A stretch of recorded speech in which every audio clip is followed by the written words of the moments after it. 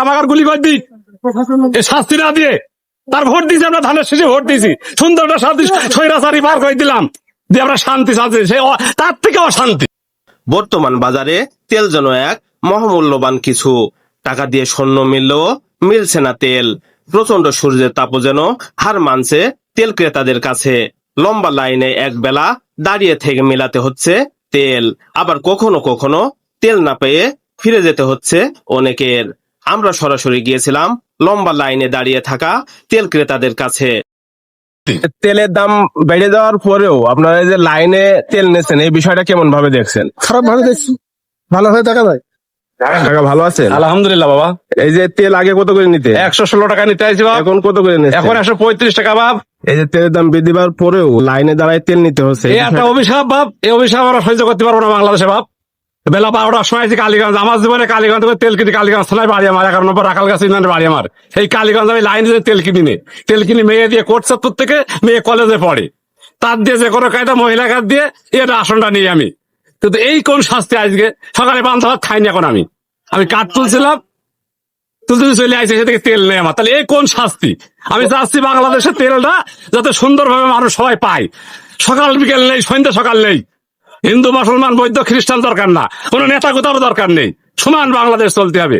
না হলে বন্ধ করে দেন, নাহলে গুলি করে দেন, না হলে ইরাক থেকে আমাকে একটা বোমা দেন, তাহলে আমরা শান্তি পাবো এই অশান্তির থেকে। তেলের দাম আগে কম ছিল, এখন বেড়েছে, তাইলে হচ্ছে যে পার্থক্যটা কি হলো? তাহলে লাভটা কি হলো? কোনো তো শান্তি পাচ্ছি না আমরা, যে বাড়লি সকালবেলা তেল পাবো জানি, যেখানে সেখানে তেল পাবো, অলি গলিতে যার বাড়ি তেল আছে সেটাও বেরোবে, এক যুগে তেল ছাড়তে হবে। কালীগঞ্জ 6টা পাম্প আছে, 6টাই চলবে একে দিদি, তাহলে কেউ কষ্ট পাবে না। এই কষ্ট সহ্য করে একটা জনের দাম নিম্ন 700 টাকা, এখন বিরাট কষ্ট আমাদের। কষ্টের পরে দাম বৃদ্ধি পাওয়ার পরেও তেল না পাওয়ার কারণে ভোগান্তি শিকার হচ্ছেন। হ্যাঁ, ভোগান্তি, তার থেকে বেশি ভোগান্তি, বাড়লে আরো ভোগান্তি বেশি পাচ্ছে। আমি তো জানি যে তেলের দাম বাড়লি কোনো লাইন থাকবে না, বাসপুরি কি জন্য পাম্পে বাসপুরি থাকবে কি জন্য? সরকারের কাছে কি চাচ্ছেন? সরকারের কাছে আছে আমরা সুন্দর ভাবে, না হলে সরকার আমাকে গুলি করে দিক এই শাস্তি না দিয়ে।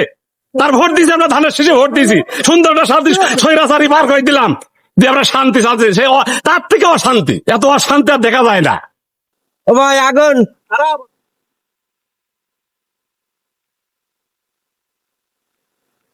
আল্লাহ আল্লাহ তুমি মাফ কর, আল্লাহ তুমি মাফ কর, আল্লাহ তুমি রক্ষা কর, আল্লাহ এই বাসপুরি কম দেবে কিনা, বাসপুরি কম দেবে একটা পাশে তো আজ দিন হয় না।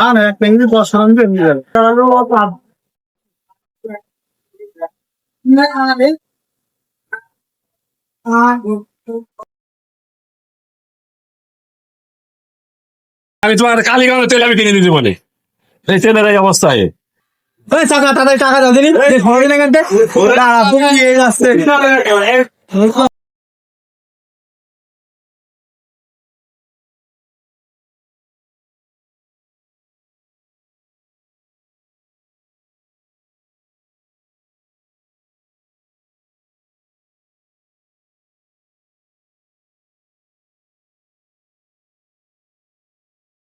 ক্রেতাদের দাবি, তেলের দাম বৃদ্ধি পাওয়ার পরেও তারা এই লাইনে দাঁড়ায় তেল নিতে অনিচ্ছুক। তাই সরকারের কাছে তারা দাবি জানিয়েছেন যেন তেলের দাম বৃদ্ধি হওয়ার পরেও তাদের যেন লাইনে দাঁড়িয়ে তেল না নিতে হয়।